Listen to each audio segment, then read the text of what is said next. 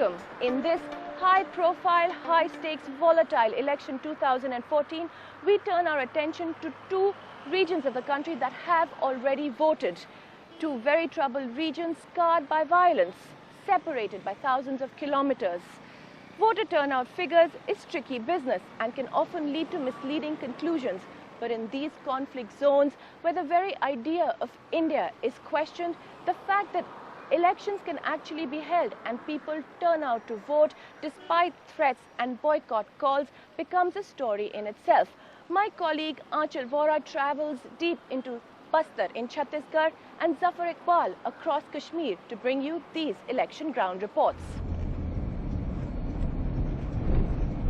Bastar, the most challenging of India's 543 constituencies. Always scheduled first to vote, to ensure that security personnel are fresh for the daunting task. For the 13 lakh voters and 30,000 officials on polling duty, elections here can be deadly. Chhattisgarh's government wants to promote these forests as the land of the whispering mountains. But the lush green forests here are scarred by the red of violence, signs of which are not difficult to find. We are in Darbagati, just 20 minutes away from the main city, Jagdalpur. And it is here that the Maoists attacked this ambulance, which was taking injured soldiers who were on polling duty. That happened just a day after elections in Bastar. Darbagati is also where the Maoists massacred the Congress leadership last year. On the same day, 2.5 hours away further south in Sukma, 5 local polling officials were killed when they were returning from election duty. The bus they were travelling on blown to pieces by the Maoists who had carefully planned the attack using an improvised explosive device. Their main target, the security forces accompanying the polling team. We make our way to Bhopalpatnam in Maoist-dominated Bijapur to meet the family of one of the victims, Yalam Ramachandran, a teacher at the local school here. At his home, Manoj Bhuji, also a teacher, deputed at the same booth, describes the attack that killed his colleagues. तो उनको गुदमा आना था तो और 15 kilometre और आना था तो कुछ लोग थके मंदी थे तो उन लोग बस में बैठ गए कुछ 10 मिनट के बाद हम लोग जैसा पहुंचे 10 मिनट बाद विस्फोट हुआ तो वहाँ पर छोटा सा बच्चा था वहाँ बिन रहा था तो पुलिस भी उतने नहीं समझ पाया कि ये बच्चा ऐसा कर सकता है 9-10 साल का था. Realizing the attack on civilians could dent their image amongst the very people they claim to fight for, 8 days after the attack, an apology letter was sent to local journalists, handwritten supposedly by Madhavi, the area commander of the West Bastar division. The families say they never received any letter, meaningless to them in any case. The eldest of Yalam's 4 daughters, Vasika, understands neither the conflict nor the concept her father gave up his life for. किसने मारा मालूम है आपको? किसने? आपको जो लोग ऐसा किया है उनको क्या बोलेंगे? उन लोग को मार देना, ऐसा क्यों किया उन लोग को ऐसा कर क्या मिलेगा? वो लोग बोलते हैं गलती से मार दिया. अब ऐसा हो गया लोग क्या करेंगे? होने के बाद ऐसा बोलते हैं. Manoj Bhuji is stronger in his disgust. लोकतंत्र को थोड़ा समझते हैं मैडम क्या चीज़ होता है क्या नहीं किसी के परिवार को क्या होता है आप शासन से गुस्सा है शासन से लड़ो आप क्यों आप दुश्मन को जान ले रहे हो आम आदमी का लेकिन आज तक हम लोग आम जनता को यही पता नहीं चला कि असली उनकी मांग क्या है. The Maoists have left people like this family scared and confused. Those who earlier sympathized with their cause now call this lawless violence. हमेशा टीवी में न्यूज़ ही देखती थी मैडम. जो ये 12 तारीख की जो घटना हुई केतुलनार ब्लास्ट वाली उसको मैंने दूसरे के मुंह से सुना और उस दिन से आज तक मैंने टीवी नहीं लगाया. VP Satish, a forester, survived by an ill mother, his wife and 2 sons. Satish had been on polling duty for over 5 elections.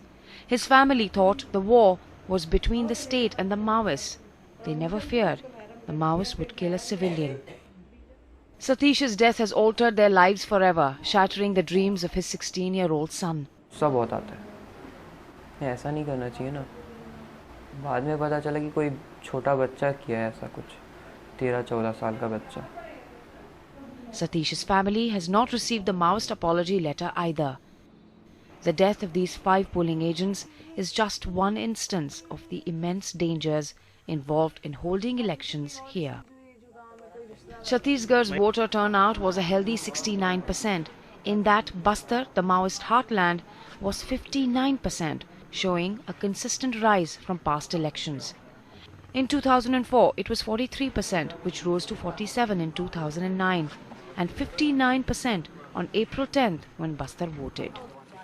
Voter turnout figures have no simple analysis or conclusion, but in a state locked in armed conflict, the fact that people are voting in high numbers for assembly elections as high as 70% does show that thousands of villagers from the remotest villages in the Maoist bastion are defying the Maoist diktat to boycott elections.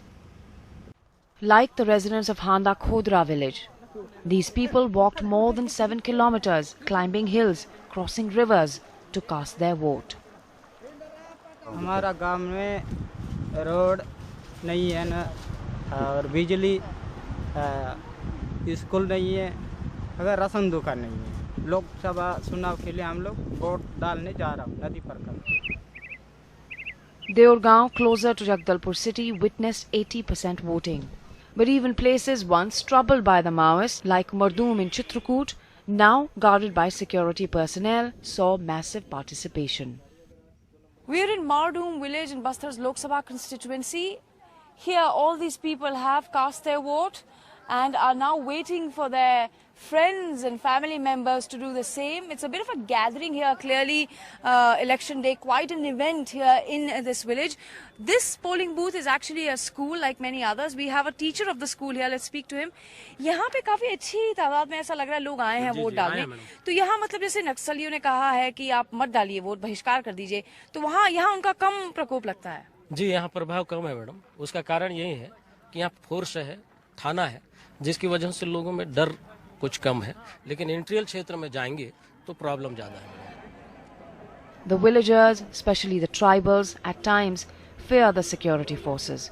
But paradoxically, their presence also becomes a safeguard, protecting from the Maoists, allowing them to vote. In the assembly elections, local issues and popular schemes like the distribution of a kilo of rice for 1 rupee was seen as an underlying reason for a large voter turnout. PDS से ration मिलता है? Ration? हाँ. क्या? 35 kilo वाली. हाँ. हाँ. कितने का मिलता है 35 किलो? 100 रुपया. Voices like these indicating a shift away from the Maoists, that becomes a tough but critical question. Tremendous voter response in Chhattisgarh is a very complex phenomenon. You can't reduce it to any one factor. Improvements in security are certainly one of the very important elements that have gone into the voter turnout. Total Maoist violence has collapsed in Chhattisgarh. It was the worst affected state just 4 or 5 years ago, and now it is on a very steady improvement.